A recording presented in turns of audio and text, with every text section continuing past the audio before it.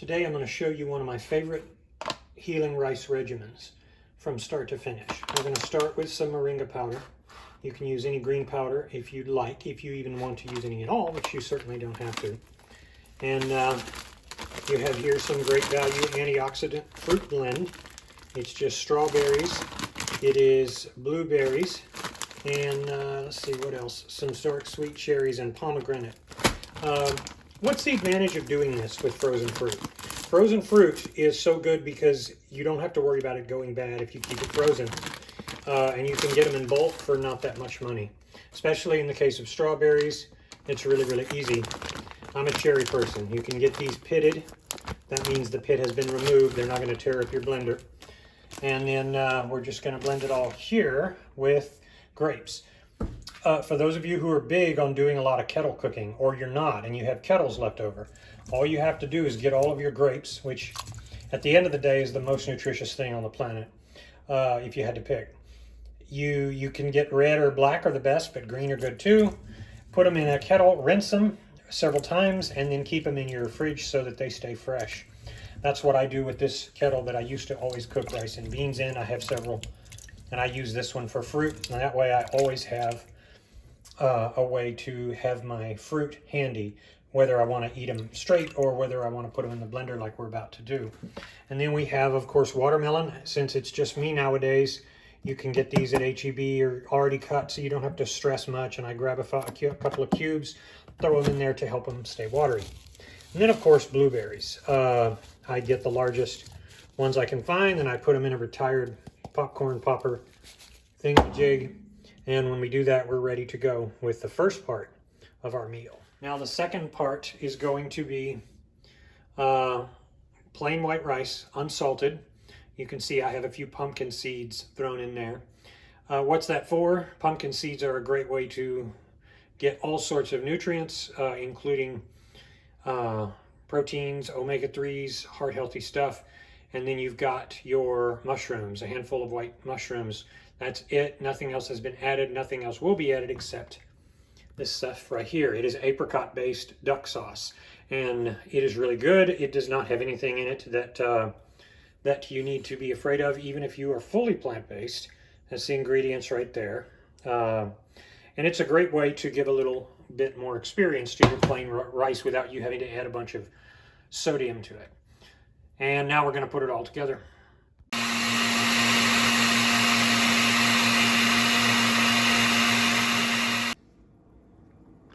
And here we are.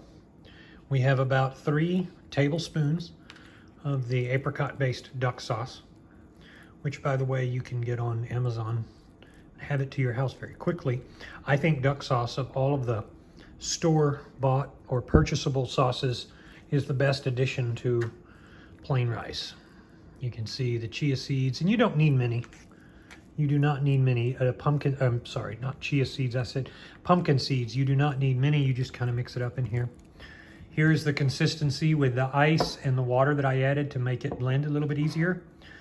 It is a delicious powerhouse of nutrition. And of course, we're always going to work first on the smoothie because it is the most easily and readily absorbed by your trillions of cells.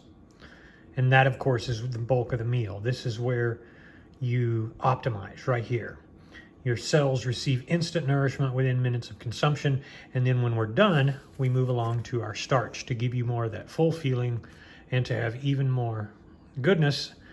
And of course, more glycogen to store in your liver so that as you go throughout the rest of your 23-hour fast, you are able to rock along and you feel better.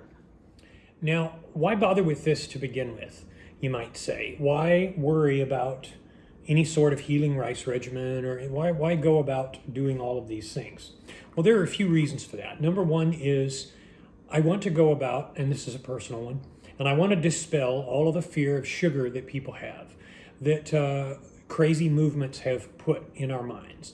The fear of sugar, the fear of fruit sugars in particular. They aren't going to hurt you as long as you keep them separate from other items and you're not consuming fats with them. That is a huge thing that for some reason people are confused about. And a lot of the people that contact me on a weekly basis are people who are diabetic, and they've been diabetic a while, and they say, I can't do fruit because of the sugar, and I get all these crazy reactions, and I feel so bad. But the fact is, and my previous girlfriend is a perfect example, the reason people react that way is because their cells have not emptied. If your cells empty, they receive automatically, directly, the glucose that comes from natural fruits. Not dried fruits, not processed fruits, not preserves or anything else, but water-based fruits.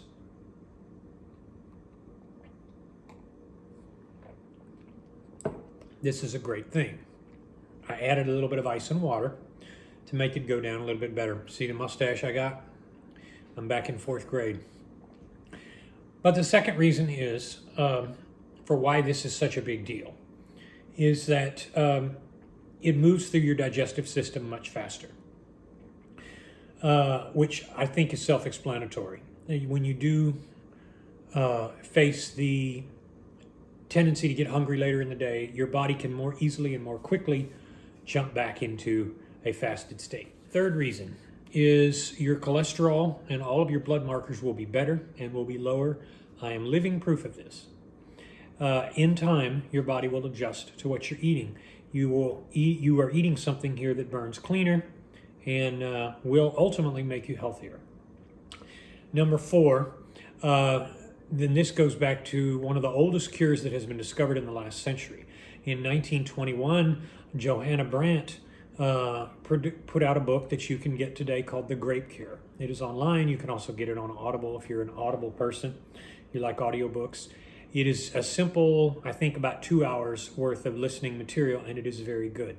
It's old-timey in the delivery, but it is a cure that changed the world, because what it actually offered is a way for people suffering from various diseases. We're talking cancer, kidney failure, all of these things, to allow their kidneys to recharge and to stop fighting with the dangerous levels of protein that they were getting, that most of us are getting, that is actually impeding digestion. Tissue does not build more tissue. So eating tissue, eating flesh does not build more of anything. In fact, some of the best workouts I have are days when I work out like I did this morning and then come in here to chow down. I recover quicker. I'm actually less sore. I don't know how that works, but it tends to be true. I get chia seeds, I get flax seeds almost a daily basis. When I do have days where I do flesh food, I find that I don't worry about it.